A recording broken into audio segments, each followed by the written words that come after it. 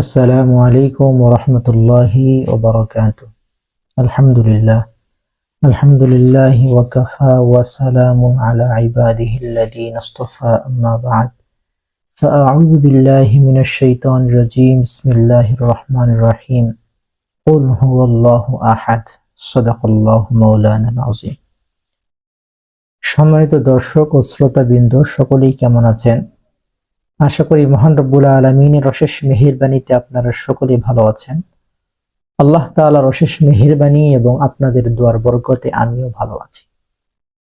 প্রিয় দর্শক, আজকের এই বৈঠকে আমরা কুরবানির গুরুত্বপূর্ণ কিছু মাসআলা সম্পর্কে আলোচনা করব।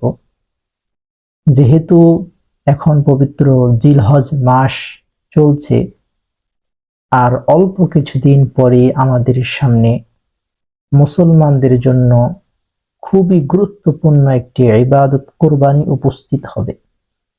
এই জন্য এই কুরবানির কিছু বিধান, যেগুলো না জানলেই নয়, আমাদেরকে জানা উচিত, ওই বিষয়গুলো নিয়ে আজকের এই বৈঠকে আমরা জানার চেষ্টা করব। ওয়া মা তাওফীক ইল্লা বিল্লাহ। হযরত যায়েদ ইবনে আরকাম রাদিয়াল্লাহু তাআলা আনহু থেকে বর্ণিত, হযরত সাহাবায়ে কেরাম রাদিয়াল্লাহু তাআলা আনহুম আজমাইন রাসূলুল্লাহ সাল্লাল্লাহু আলাইহি ওয়াসাল্লামকে জিজ্ঞাসা করলেন, ইয়া রাসূলুল্লাহ, মা হাযিহিল আযাহি? এই কুরবানি জিনিসটা কি? কুরবানির সম্পর্কে আমরা জানতে চাই, কুরবানি বিষয়টা কি? সাহাবায়ে কেরাম রাসূলুল্লাহ সাল্লাল্লাহু আলাইহি ওয়াসাল্লামকে যখন এই প্রশ্ন করলেন, তখন রাসূলুল্লাহ সাল্লাল্লাহু আলাইহি ওয়াসাল্লাম বললেন যে, সুন্নাতু আবিকুম ইব্রাহিম, এই কুরবানিটা হচ্ছে তোমাদের জাতির পিতা হযরত ইব্রাহিম আলাইহিস সালাতু ওয়াস সালামের সুন্নাহ। আল্লাহ তাআলা হযরত ইব্রাহিম আলাইহিস সালাতু ওয়াস সালামকে তার প্রিয় বস্তু কুরবানি করার জন্য বলেছিলেন।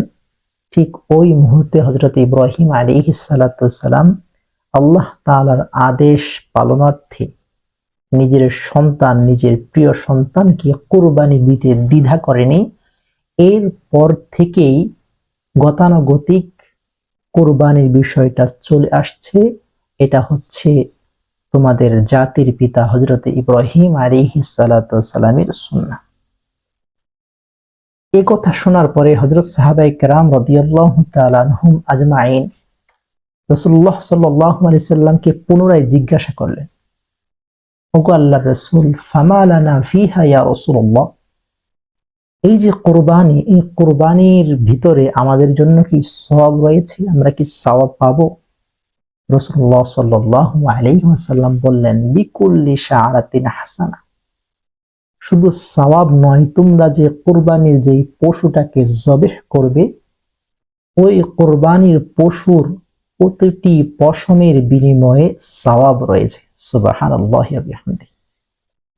এই কথা শোনার পরে সাহাবায়ে কেরাম রাদিয়াল্লাহু তাআলা আনহুম আজমাইন আবারও প্রশ্ন করলেন, ফাসসাউফ ইয়া রাসূলুল্লাহ, ওগো আল্লাহর হাবিব, আমাদের আরবের ভিতরে কিছু পশু আছে যেগুলোর পশম খুব বেশি হয়ে যায়, খুব বেশি হয়। আমরা যদি ওই পশুগুলোকে জবেহ করি, তাহলে কি প্রত্যেকটি পশমের বিনিময়ে সওয়াব পাবো আমরা?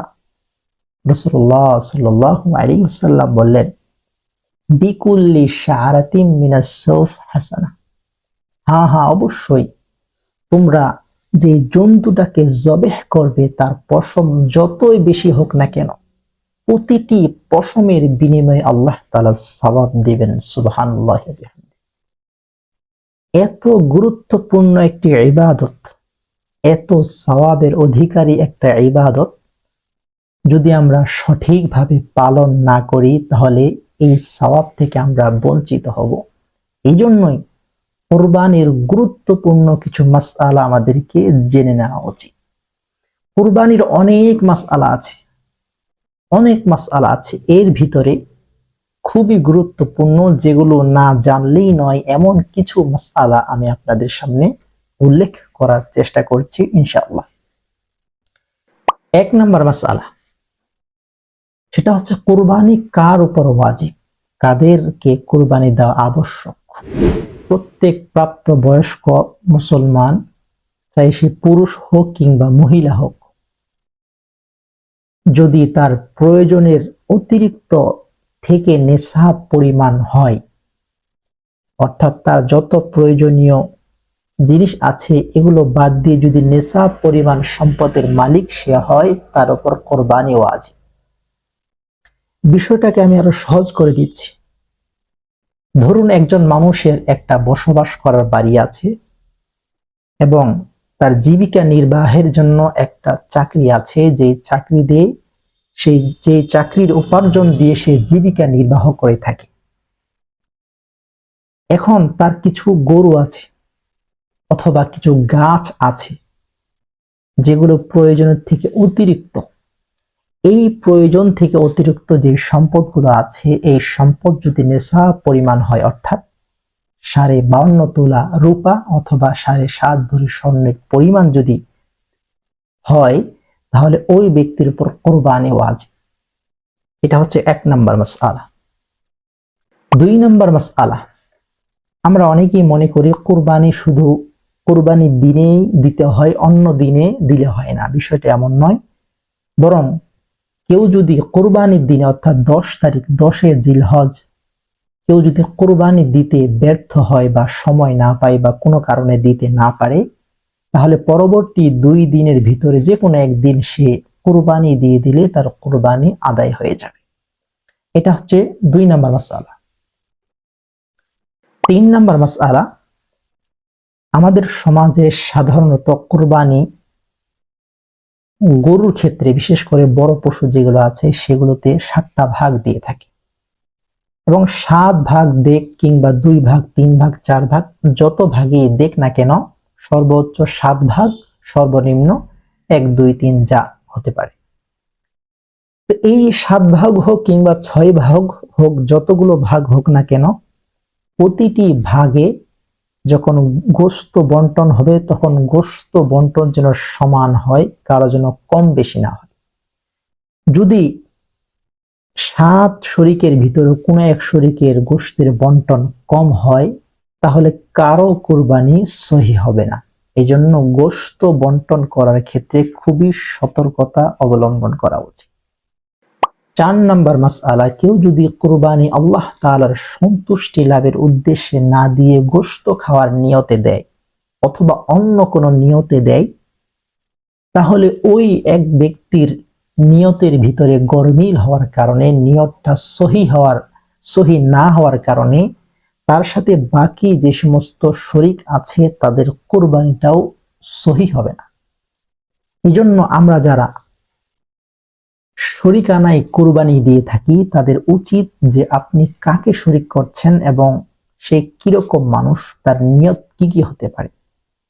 শরিক নির্বাচন করার ক্ষেত্রে খুবই সতর্কতা অবলম্বন করতে হবে।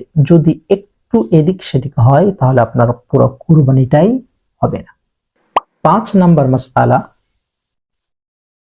আপনারা 7 জন মিলে কুরবানি দিচ্ছেন। 7 জন এর ভিতরে 7 শরীকের ভিতরে যদি কোনো এক শরীকের উপার্জন যদি হারাম থাকে, অল্প উপার্জন হোক কিংবা পুরো উপার্জন হোক, যদি হারাম টাকা কোনো শরীকে ঢুকে যায়, তাহলে ওই একজন ব্যক্তির হারাম টাকা ঢোকার কারণে বাকি সমস্ত মানুষের কোরবানি আর হবে না, ওই বাকি 6 জনের শরীকের কোরবানি আর হবে না। এই জন্য শরীক নির্বাচন করার ক্ষেত্রে খুবই সতর্কতা অবলম্বন করা উচিত। 6 নম্বর মাসআলা, আমরা যারা গ্রামের ইমাম সাহেব আছি, এই মাসআলাটা খুবই তাদের জন্য জরুরি। সেটা হচ্ছে, আমরা যখন পশুটাকে জবেহ করব, জবেহ করার সময় আমরা অনেকেই জানি আবার অনেকেই জানি না যে গরুর 4টা রগ থাকে। একটা হলো খাদ্যনালী, আরেকটা হলো শ্বাসনালী। এই খাদ্যনালীর 2 পাশে আবার 2টা আরো রগ আছে, মোট 4টা রগ আছে। তো কুরবানি করার ক্ষেত্রে এই 4টা রগ কাটতে হয়। যদি কেউ কুরবানি করার সময় 3টা রগ কাটে কিন্তু একটা কাটেনি, তাহলে কুরবানি সহি হয়ে যায়। কিন্তু যদি 2টা কাটে আর 2টা না কাটে, অর্থাৎ 3 রগের কম যদি না কাটে, তাহলে কুরবানিটা সহি হবে না। ওই পশু জবেহটা হালাল হবে না। এই জন্য কোরবানি জবেহ করার ক্ষেত্রে খুবই সতর্কতা অবলম্বন করতে হবে যে আমি যে কোরবানিটা করলাম, আমি যে জবেহ করলাম, সেটার রগগুলো কাটা গিয়েছে কিনা। 7 নম্বর মাসআলা, আমরা যখন কুরবানি করলাম, কুরবানি করার পরে যখন গোশত আমরা বন্টন করি, তখন আমাদের সমাজে প্রচলিত একটা নিয়ম আছে, সেটা হলো গোশতকে 3 ভাগে ভাগ করা।